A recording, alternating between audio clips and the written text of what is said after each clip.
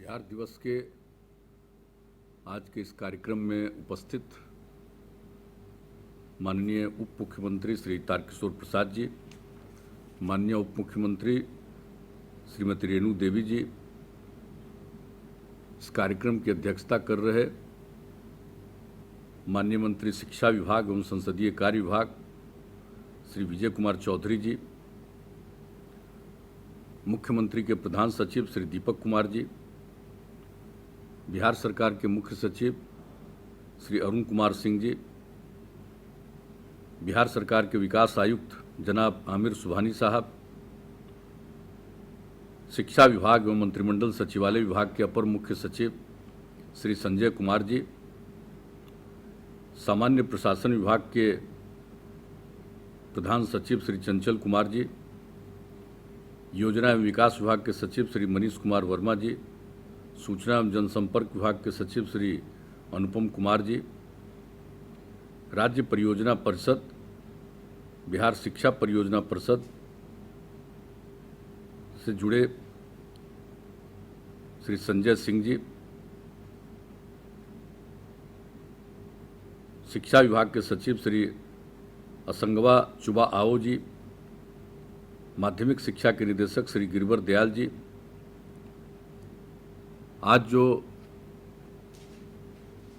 ये video conferencing के साथ के जरिए ये कार्यक्रम हो रहा, इस कार्यक्रम से जुड़े हुए विभिन्न जिलों में सभी माननीय विधायकगण, सभी प्रमंडलीय आयुक्त, जिला पदाधिकारीगण, अन्य सभी पदाधिकारीगण, शिक्षा विभाग के सभी पदाधिकारीगण, कर्मीगण, शिक्षकगण, सभी छात्र छात्राएं, जीविका की दीदियां, विशिष्ट अतिथिगण, प्रिंट एवं इलेक्ट्रॉनिक मीडिया के पत्रकार मित्रों, छायाकार बंधुओं और पूरे बिहार में इस कार्यक्रम से जुड़े बहनों एवं भाइयों, मैं सबसे पहले जो इस कार्यक्रम से जुड़े हैं उन सबों का अभिनंदन करता हूं। और आज जो बिहार दिवस का कार्यक्रम है, इस अवसर पर मैं सभी बिहार वासियों को बधाई देता हूं और उनका भी मैं अभिनंदन करता हूं। अभी हमारे सभी वक्ताओं ने महत्वपूर्ण चीज़ों की चर्चा की है। आप सबको मालूम है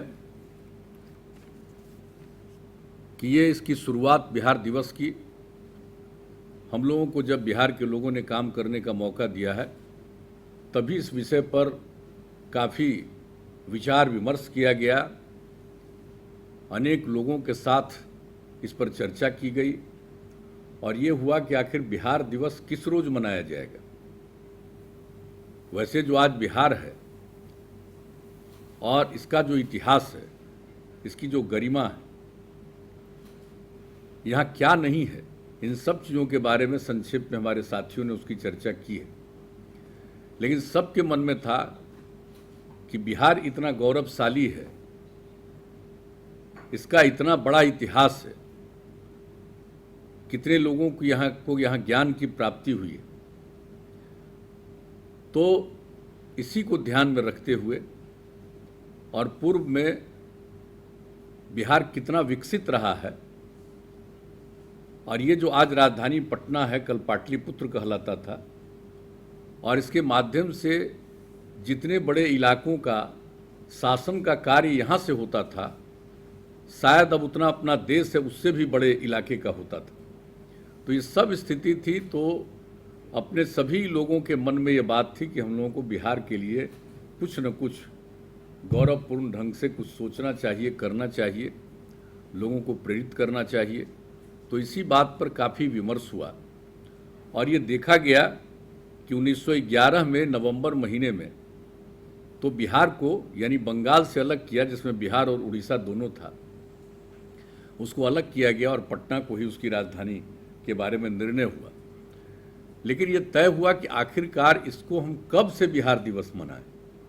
तो अनेक विषय थे, कब गवर्नर आ गए, कब क्या हुआ, नोटिफाई हुआ। तो इन सब चीज़ों पर गौर करते हुए हम लोगों को यही लगा कि देखिए, जिस दिन अंग्रेज़ों का राज था उन लोगों ने बिहार को एक अलग प्रांत के रूप में नोटिफाई किया, उसी को हम लोग बिहार दिवस माने और ये काम 22 मार्च 1912 को किया गया था। तो इसलिए हम लोगों ने 22 मार्च को ही बिहार दिवस के रूप में मनाना शुरू किया और इस पर चर्चा तो पहले से कई सालों से हो रही थी, लेकिन 2010 से एक कार्यक्रम का, अच्छे खासे कार्यक्रम की शुरुआत की गई और गांधी मैदान के माध्यम से हम लोगों ने ये सब काम काफ़ी कुछ शुरू किया, बड़े पैमाने पर काम किया गया। और जब 100 साल का समय आया 2012, चूँकि 1912 में ये नोटिफाइड हुआ था 22 मार्च को, तो उस दिन क्या भव्य कार्यक्रम हुआ, कितनी चीज़ों का निर्णय हुआ। आज जो राज्य गीत, और इसके बारे में हमारे उप मुख्यमंत्री जी ठीक कह रहे हैं, ये पहले से ही डिसाइडेड है कि जो हमारा राज्य गीत है इसको हम खास कार्यक्रमों में रखें। कई साल तक खास कार्यक्रमों में रखा जाता था, पढ़ा जाता था, लेकिन इधर ये काम धीरे धीरे लोग भूल गए। तो आपको जो आज उप मुख्यमंत्री जी दोबारा कह रहे हैं ये पहले की बात है, तय है। तो हम तो ये कहेंगे सब लोगों को, हमारे सब लोग बैठे हुए, मुख्य सचिव बैठे हुए हैं, विकास आयुक्त बैठे हुए हैं, और जो जिम्मेवारी शिक्षा विभाग को दी गई कि बिहार दिवस का आयोजन शिक्षा विभाग के माध्यम से, आखिर शिक्षा विभाग को क्यों तय किया गया? वो इसलिए तय किया गया कि शिक्षा सबसे महत्वपूर्ण है और पहले बिहार में शिक्षा थी, इन दिनों हम काफ़ी पीछे रहे, तो इसीलिए शिक्षा विभाग को ये जिम्मेवारी दी जाए और इसको बड़े पैमाने पर नई पीढ़ी के लोगों को ये जानकारी दें। तो जब नई पीढ़ी के लोग, पुरुष और स्त्री, सब के सब लोगों को अगर इन सब चीज़ों का एहसास हो गया, जो पढ़े हैं, जो नहीं पढ़े हैं, उन सब लोगों के बीच में धीरे धीरे चर्चा हो जाएगी, तो सबके मन में एहसास होगा। और आप जान रहे हैं, अब तो बिहार दिवस आप जान लीजिए सिर्फ बिहार में नहीं, बिहार के बाहर दूसरे प्रांतों में और यहाँ तक कि दूसरे देशों में जहाँ बिहार के लोग रहते हैं वहाँ बिहार दिवस मनाते हैं। और आज कितनी खुशी की बात है कि आज के बिहार दिवस के अवसर पर आदरणीय राष्ट्रपति जी ने, आदरणीय प्रधानमंत्री जी ने भी बिहार को शुभकामनाएं दी है बिहार दिवस के अवसर पर। तो आप समझ सकते हैं कि बिहार दिवस का कितना महत्व है, सब लोगों ने इनको स्वीकार किया और कितने बड़े पैमाने पर यह कार्यक्रम चलता रहा है। गांधी मैदान में कार्यक्रम कितना भव्य होता रहा है, कितने लोग पुरस्कृत होते रहे हैं, कितनी नई चीज़ें सामने आती रही हैं। लेकिन अब किया क्या जाए, ये पिछले साल जो कोरोना हो गया उसके चलते ये बंद हुआ, लेकिन इस बार हम लोगों ने कहा कि भाई वीडियो कॉन्फ्रेंसिंग के जरिए हम इस कार्यक्रम को जरूर शुरुआत करेंगे। आखिर कितने दिन तक हम बिहार दिवस के कार्यक्रम को नहीं करेंगे। तो आज जब इसी रूप में किया गया, मैं इसके लिए शिक्षा विभाग को धन्यवाद देता हूँ कि आज अनेक जगहों पर और सब जगह हम देख रहे हैं कि हर जिले में लोग बैठे हुए हैं और जिसकी हमने चर्चा की, अनेक जिलों में माननीय विधायकगण भी शामिल हैं, सब लोग हैं, बच्चे बच्चियाँ सब लोग शामिल हैं, छात्र हैं, सब तरह के लोग इस कार्यक्रम में शामिल हुए हैं। तो ये बहुत खुशी की बात है। तो इसका मकसद क्या है? हम सब लोगों का मकसद यही है कि बिहार को हम सब लोग आगे बढ़ाएंगे और इसी मकसद से बिहार दिवस का आयोजन किया गया। इसके लिए जो सोचा गया उसकी बात तो सबको मालूम है और आपको अभी हमने संक्षेप में उसकी जानकारी दी। लेकिन इसका मकसद क्या है? बिहार को विकसित करना है, बिहार के सब लोगों के मन में एक आत्मविश्वास का भाव पैदा हो और आगे सब लोग बढ़ें, एक दूसरे की मदद करें, प्रेम का भाव हो, भाईचारे का भाव हो, एक दूसरे के प्रति अच्छा भाव हो, और इसी के लिए इस तरह के कार्यक्रम का आयोजन किया जाता है। तो आज मुझे खुशी है कि आज 109 वर्ष पूरे हो रहे हैं और इस दिन सब लोग इस काम में शामिल हैं। हम सब लोगों को अपनी शुभकामनाएं देते हैं और जो कुछ भी है, गौरवशाली इतिहास तो रहा ही है, जिसकी चर्चा हमारे सभी साथियों ने की है कि आखिर कौन कौन लोग यहाँ पर नहीं आए। ज्ञान और मोक्ष दोनों की धरती, और कितने लोगों को यहाँ ज्ञान की प्राप्ति हुई, ये आप सब लोगों को मालूम। तो बिहार के सभी लोगों को फिर से ज्ञान की प्राप्ति कराना, और इसीलिए बिहार दिवस का आयोजन शिक्षा विभाग को ही दिया गया कि ये काम करें कि ज्ञान की भूमि है, सभी ज्ञानी बने। तो सब लोगों को प्रेरित करने के लिए ही ये काम किया जा रहा है। तो सब तरह की बात है और अच्छी बात है। और इस बार तो जो कुछ भी लोगों ने किया है ये अच्छे ढंग से किया है। अनेक प्रकार का काम हम लोग सब कर रहे हैं। बच्चे बच्चियों को पढ़ाने के लिए पहले की क्या स्थिति थी, अब कितने लोगों को, लड़कियां कहाँ पढ़ती थी, किस तरह से लड़कियों को प्रेरित किया, पोशाक योजना, साइकिल योजना, और अब कितनी लड़कियां पढ़ रही हैं। और इसके बाद जो प्रजनन दर की बात आई, उस पर जो ये यूरेका की भावना आई कि हम अगर अपनी लड़कियों को कम से कम इंटर तक पढ़ा देंगे तभी प्रजनन दर घटेगा। आप देख रहे हैं बिहार की आबादी कितनी तेजी से बढ़ रही है और कितना हमारा क्षेत्रफल है। उस हिसाब से आबादी का अगर देखें तो देख लीजिए कि शायद ही दुनिया में से ज़्यादा कहीं पर है। तो ऐसी स्थिति में प्रजनन दर को कम करना, लोगों को प्रेरित करना, इसलिए उसी को हम लोगों ने देखा कि अगर लड़कियां पढ़ेंगी तभी ये नीचे जाएगा। और उसके लिए जो काम किया गया, अब हर ग्राम पंचायत में +2 तक की पढ़ाई के लिए उच्च माध्यमिक विद्यालयों की स्थापना, ये सारा काम जो करने का प्रयास किया गया है और उसका कितना लाभ है। अब तो आप देख लीजिए कि अब मैट्रिक की परीक्षा में भी अब लड़के और लड़कियों की संख्या लगभग बराबर हो रही है, तो बहुत बड़ी बात होगी और इससे बहुत लाभ मिलेगा। और आप देख रहे हैं कि क्षेत्रफल सीमित है, आबादी जितनी बढ़ती जा रही है, तो अब जरा घूमिए, देखिए कि किन जगहों पर लोगों को आवास करना पड़ रहा है, कैसी जगहों पर जो बहुत बाढ़ की स्थिति आती है, कितने लोग प्रभावित होते हैं, कैसी कैसी स्थितियों पर लोगों को अपना आवास बनाना पड़ रहा है। तो इसलिए इन सब चीज़ों को ध्यान में रख करके ये शिक्षा पर जोर इसीलिए है कि अगर लोग शिक्षित होंगे तो एक तो जो हमारा बिहार का गौरव है, गौरवशाली इतिहास है, उसी के पास फिर पहुंचेंगे। अगर जो बिहार का गौरवशाली इतिहास है हम उसको फिर से अगर प्राप्त कर लेंगे तो बिहार न सिर्फ आगे बढ़ेगा बल्कि पूरे देश को आगे बढ़ाने में अपना योगदान देगा और दुनिया भर के सामने अपना एक उदाहरण रखेगा कि हम फिर से वहाँ पहुँचे हैं जहाँ कभी कई हजार साल पहले थे। तो इसलिए इन सब चीज़ों को ध्यान में रखते हुए ये सब काम हो रहा। सबके स्वास्थ्य पर भी कितना ध्यान दिया जा रहा है, देख रहे हैं। पहले लोगों को स्वास्थ्य के लिए क्या चिंता होती थी, आज सब के लिए कितने अस्पतालों का निर्माण और कितनी नई नई चीज़ें की जा रही हैं और विभिन्न अवसरों पर इन सब चीज़ों की बात कर रहे हैं। प्रशासनिक सुधार का काम, और अब तो आप जान रहे हैं कि लोगों को लोक सेवा अधिकार के तहत जो भी उनको किसी भी प्रकार का सर्टिफिकेट लेना है, कास्ट सर्टिफिकेट लेना है, कहीं उनको किसी और चीज़ के लिए जो सर्टिफिकेट लेना पड़ता है, उन सब सर्टिफिकेट की प्राप्ति लोगों को इसके माध्यम से हो रही है। सब तरह की जानकारी मिल रही है, क्या उनकी आमदनी है, क्या स्थिति है, इन सब चीज़ों के बारे में। और लोक सेवा का अधिकार कानून बनाया गया, कितना फ़ायदा लोगों को हुआ। लोक शिकायत निवारण कानून, अब उसके माध्यम से जो लोगों की शिकायतें हैं उसके समाधान का प्रयास। तो हम लोगों ने तो बिहार में अब इन चीज़ों की चर्चा तो हम लोग अलग अलग समय पर करते रहे हैं और लोगों के बीच में इस बात को बढ़ाते रहे। लेकिन जो शिक्षा विभाग है, जो नई पीढ़ी के लोग हैं, इनको एक एक चीज़ बताना। अब बताइए पहले क्या स्थिति रहती थी सड़कों की, पुल कितने थे और आज कितने बन रहे हैं। और हर प्रकार से इसके लिए जो सारा व्यवस्था किया जा रहा है कि हम इसको करेंगे और उसके अनुरक्षण की भी नीति चलाई जा रही है, तो सब तरह से ये काम किया जा रहा है। तो और आप देख लीजिए अब आबादी बढ़ रही है, अब उसके हिसाब से कितने जगहों पर नई सड़कों का, नए पुलों के निर्माण की इच्छा होती है, मांग होती है। और हम लोगों को जब फिर बिहार की जनता ने मौका दिया है तो हम लोगों ने इन सब चीज़ों के लिए तय कर दिया है कि गांव के अंदर और बढ़ाएंगे, शहरों के अंदर बाईपास बनाएंगे। तो एक एक तरह की चीज़ के बारे में और किस तरह से एक एक बात के बारे में हम लोगों ने किया। लोगों के प्रशिक्षण के लिए जो नई टेक्नोलॉजी आई है, इस टेक्नोलॉजी का ज्ञान लोगों को दें, ये सब काम तो हम लोग कर ही रहे हैं।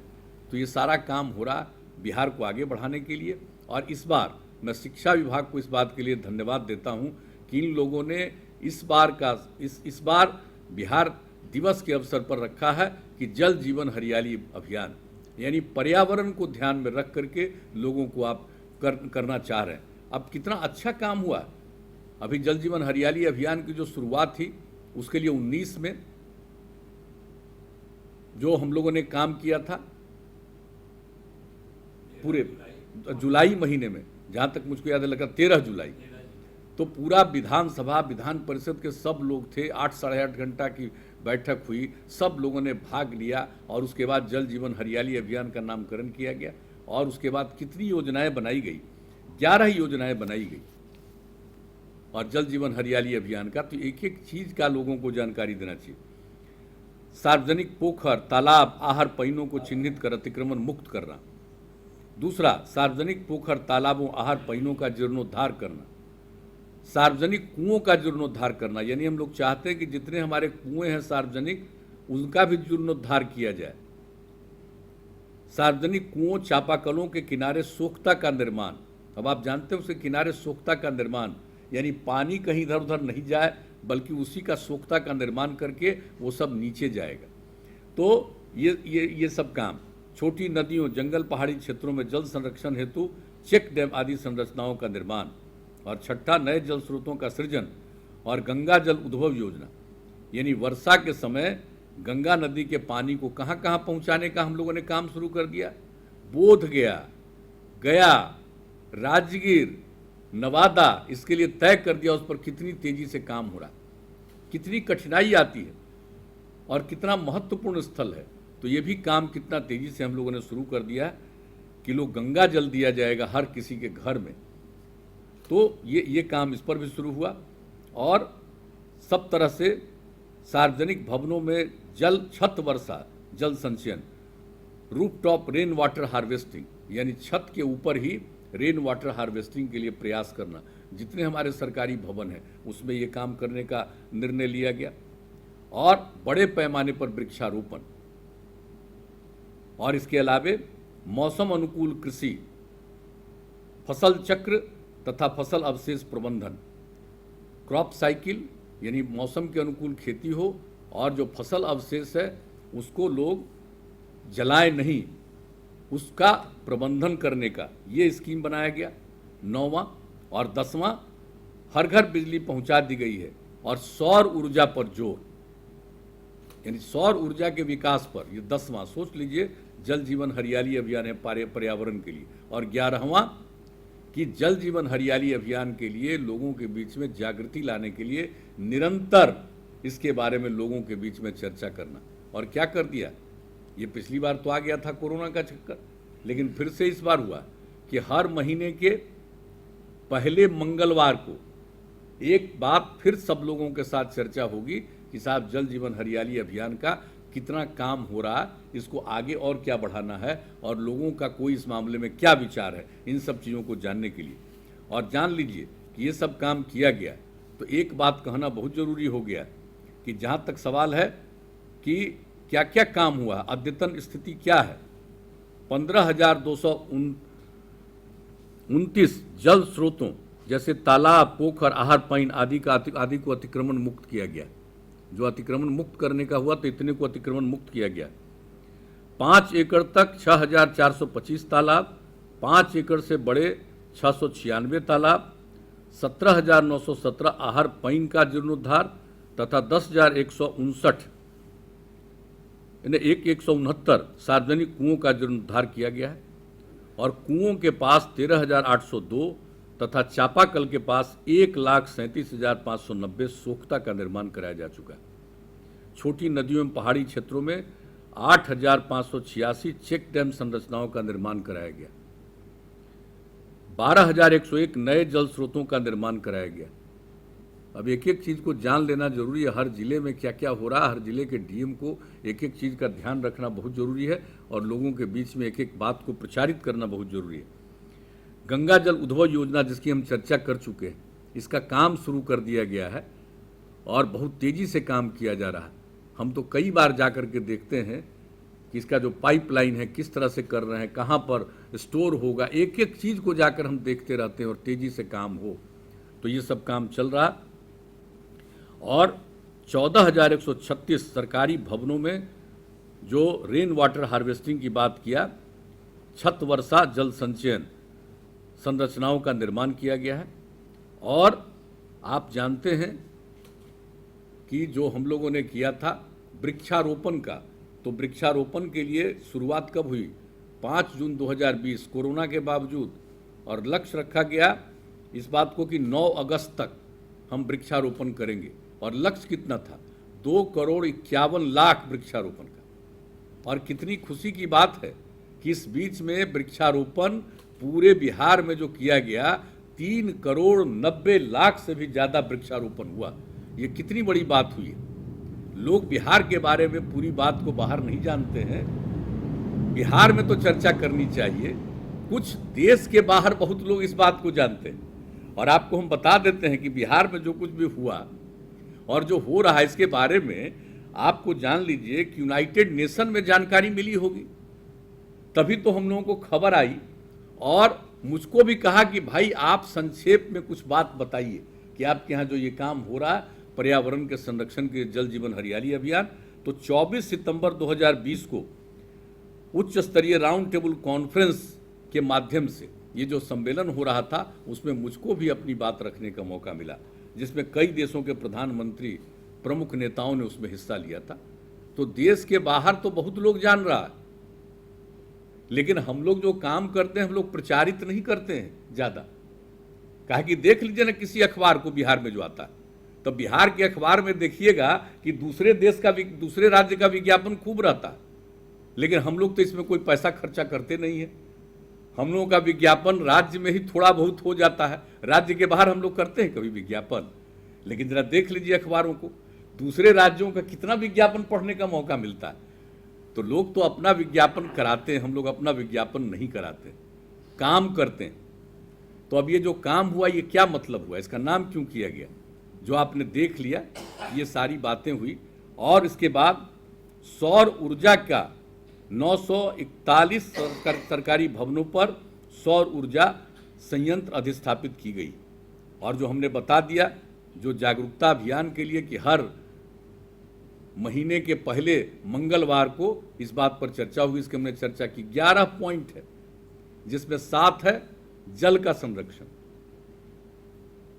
और 1 है वृक्षारोपण हरियाली का, और उसके अलावे नेचर के अनुरूप कृषि हो तो इसके लिए भी मौसम के अनुकूल कृषि का काम किया जाए, उसको भी जोड़ा गया। क्योंकि आप जानते हैं कि हमारे यहाँ कृषि पर आधारित लगभग 75% लोग, इसलिए कृषि का भी इस प्रकार से हो जो मौसम के अनुकूल हो। और इसके लिए 8 जिला से शुरू किया और अब पूरे सभी जिलों में विशेषज्ञों को लगाकर और हर जगह उसका अध्ययन करते हुए किसी जिले में कौन सा मौसम के अनुकूल कृषि होगा।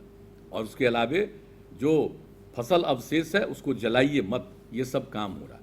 तो आप समझ लीजिए सौर ऊर्जा के लिए काम, और फिर इसके लिए लोगों में जागृति पैदा करने का 11 आइटम। तो ये काम किया गया। और नामकरण क्या किया, जल डैश जीवन डैश हरियाली, यानी जब जल है और हरियाली है तभी जीवन सुरक्षित है। यह हम लोगों ने उसी दिन जो 13 जुलाई को जो मीटिंग हुई थी उसी दिन हमने ऐलान किया था, इसका नामकरण होगा जल डैश जीवन डैश हरियाली, यानी जल और हरियाली है तभी जीवन सुरक्षित। तो आज मुझे खुशी है कि बिहार दिवस के अवसर पर भी आप लोगों ने इस बात को रखा। लेकिन हम तो यही कहेंगे कि सारे नई पीढ़ी के लोगों तक, बच्चे बच्चियों तक, सब लोगों तक, और आप समझ लीजिए कि जो हम लोग सारा काम कर रहे हैं इसमें हम लोग तो जीविका समूह को कितनी जिम्मेवारी और देते जा रहे हैं। जल जीवन हरियाली अभियान में भी उनको जिम्मेवारी और उनको सौंपेंगे कि जो अतिक्रमण मुक्त के अलावे जो नए बनेंगे, जितना इन सब चीज़ों का तालाब है, पोखर है, इन सब को देखभाल करना जो पहले का है और किसी के जिम्मे है वो एक अलग बात है। जो नया है वैसे तालाब और पोखर को देखभाल करना, ये सब काम दिया जा रहा है जीविका समूह की दीदियों को। तो ये सारा काम हम लोग एक एक चीज़ कैसे किया जाए ये सब को कर देते हैं। अब तो हम यही आग्रह करेंगे कि जल जीवन हरियाली अभियान को जिस तरह से किया है इस बात को समझाइए, एक एक विभाग के लोगों को समझना चाहिए। अभी एक दिन एक कागज आया हुआ था एक विभाग का जिसमें जल जीवन हरियाली लिखे हुए था, जल डैश जीवन डैश हरियाली नहीं लिखा हुआ था, कैबिनेट नोट। आप समझ लीजिए। फिर हमने कहा कि भाई अगर आप लोगों का ये हाल है कि आप जल जीवन हरियाली अभियान का मतलब क्या है कि जल है और हरियाली है तभी जीवन है, तब फिर विड्रॉ किए और सबको सुधारा। तो आप जान लीजिए कि हर चीज को एक एक को देखना पड़ेगा। ये सिर्फ हम लोगों का काम नहीं है कि कोई चीज़ को हम लोगों ने गढ़ दिया, कोई चीज़ को कर दिया। और ये जल जीवन हरियाली अभियान के लिए जो 11 योजनाएं बनी हैं, इस योजनाओं के लिए कितनी मीटिंगें हुई हैं और कितने स्तर से हमारे सभी और अब हमारे अधिकारीगण थे, सब लोगों ने कितना इसके लिए मेहनत किया है। सब लोगों ने, उस समय के हमारे जो मुख्य सचिव हैं और आज अब प्रधान सचिव हैं श्री दीपक कुमार जी, इन सब लोगों ने कितनी मीटिंग की और सभी विभिन्न विभागों को लगा करके इस पूरे काम में किया गया है। तो इसलिए अगर इस चीज़ को किया जा रहा है तो मैं तो यही कहूँगा कि सब तरह से लोगों के बीच में ट्रेनिंग करिए। और एक चीज़ और कहेंगे, ये भाई ये कोरोना जो आ गया, अभी हम लोगों ने पूरे मीटिंग की, हर जगह के डीएम एसपी सब लोगों के साथ मीटिंग हो गई, अब पूरा डिटेल चर्चा हो गई। एक एक बात हम लोगों ने कह दिया सचेत करने के लिए। ये जो होली का समय है, इसको सार्वजनिक रूप पर लोगों को हाथ जोड़ करके प्रार्थना करिए कि मत करिए, क्योंकि मान लीजिए हमारे यहाँ तो कम है लेकिन अपने यहाँ भी थोड़ा बढ़ने लगा, अपने यहाँ भी बढ़ने लगा। 300 से नीचे थे अफेक्टेड लोग, अब बढ़ करके हो गए हैं 500 से ऊपर, बढ़ रहा, बढ़ने लगा है। बाहर से भी लोग आते हैं, स्वाभाविक रूप से अपने घर में आते हैं, उसको बेचारे को क्या पता है कि उनको है। जब टेस्ट होता है तो पता चलता है कि पॉजिटिव, ऐसे क्या मालूम। लेकिन अगर बहुत बड़े स्तर पर नहीं करेंगे, सार्वजनिक लोग पर नहीं जुटेंगे तो बचेंगे। और देख लीजिए 8 राज्यों का क्या हाल हो रहा, कितना बढ़ रहा। महाराष्ट्र की क्या स्थिति हो गई है, जरा इस बात को जानिए। शायद जितना पहले नहीं हुआ था उतना अब हो गया है। हमारे यहाँ तो बहुत कम है, हम लोगों ने बहुत नियंत्रित किया है और जितना अफेक्टेड लोग भी कम हैं, मृत्यु होने वालों की संख्या भी कम हुई है, लेकिन मृत्यु तो हुई है लोगों की। अफेक्टेड तो हुए हैं, प्रभावित तो हुए हैं, लेकिन हम लोगों को तो लोगों को सचेत करना है, सजग करना है। इसलिए आज के इस अवसर पर हमने एक दिन तो पूरी मीटिंग कर दी है, इसमें और लोग भी, हम सब लोगों से आग्रह करेंगे कि सजग और सचेत रहिए। दूसरे कई देशों में बढ़ने लगा, अपने देश के कई राज्यों में बढ़ने लगा, हमारे यहाँ भी थोड़ा थोड़ा बढ़ने लगा। तो हम लोगों को सचेत रहना है और सचेत रह करके इन सब चीज़ों पर जरूर एकदम बिल्कुल काम कीजिए संक्रमण की स्थिति में। तो ये हमारा आप सब लोगों से आग्रह है। और एक चीज़ तो हम सब से कहेंगे कि जब हम लोग बिहार दिवस मना रहे हैं और सब लोगों ने बापू की चर्चा की, कितना कुछ बिहार में हुआ, आज़ादी की लड़ाई जो हुई है, लोग बिहार का नहीं प्रचार करता है बाहर। जो 1917 में बापू आए और चंपारण में गए और उस समय जो कुछ भी चंपारण में हुआ, और आप देख लीजिए उसी के बाद देश के दूसरे हिस्सों में हुआ और 30 साल के अंदर देश आज़ाद हुआ। तो जो बिहार में जो कुछ भी किया गया है, ये सब किया गया है। तो हम लोग तो बापू की सब चीज़ों को मानते हैं, महिलाओं की सब चीज़ों को मानते हैं। बापू की इच्छा थी कि नशाबंदी हो, शराबबंदी हो, महिलाओं की इच्छा थी, हम लोगों ने किया है।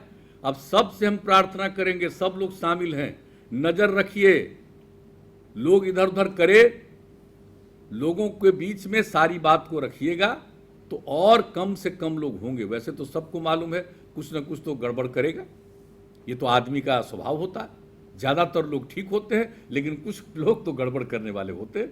तो आप कुछ भी करिएगा, कुछ ना कुछ लोग गड़बड़ करेंगे। क्राइम को रोकने के लिए चाहे जितना कानून बनाइए, तभी तो क्राइम करने वाले लोग होते हैं।